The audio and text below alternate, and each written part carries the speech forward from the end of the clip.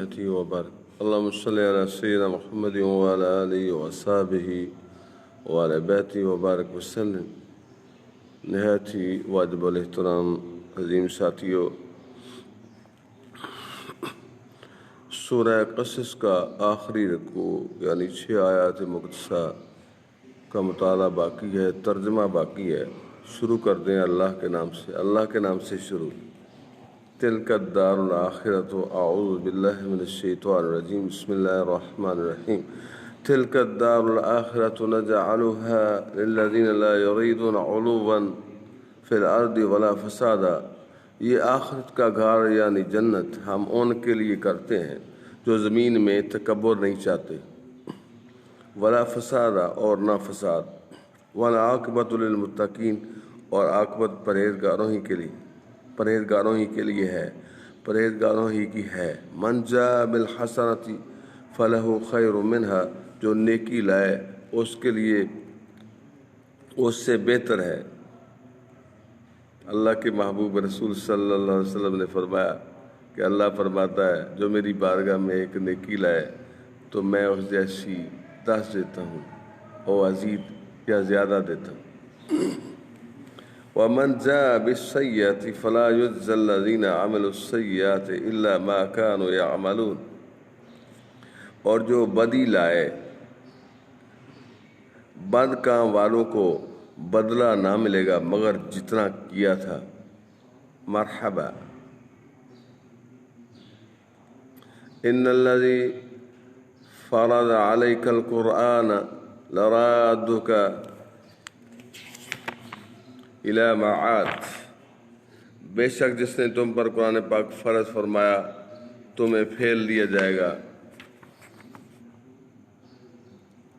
تمہیں پھیر لے جائے گا جہاں پھرنا چاہتے ہو۔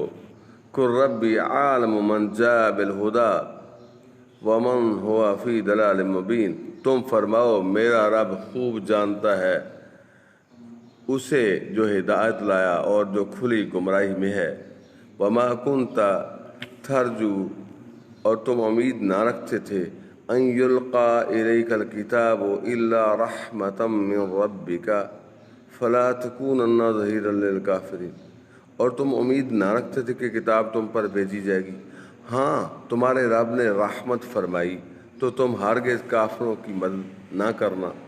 ولا یصدنک عن آیات اللہ، اور ہرگز وہ تمہیں اللہ کی آیتوں سے نہ روکیں، بعد اذ انزلت الیک، بعد اس کے کہ وہ تمہاری طرف اتاری گئیں۔ وادع الی ربک ولا تکونن من المشرکین، اور اپنے رب کی طرف بلاؤ اور ہرگز شرک والوں میں سے نہ ہونا۔ ولا تدع مع اللہ الہا آخر، اور اللہ کے ساتھ دوسرے خدا کو نہ پوج۔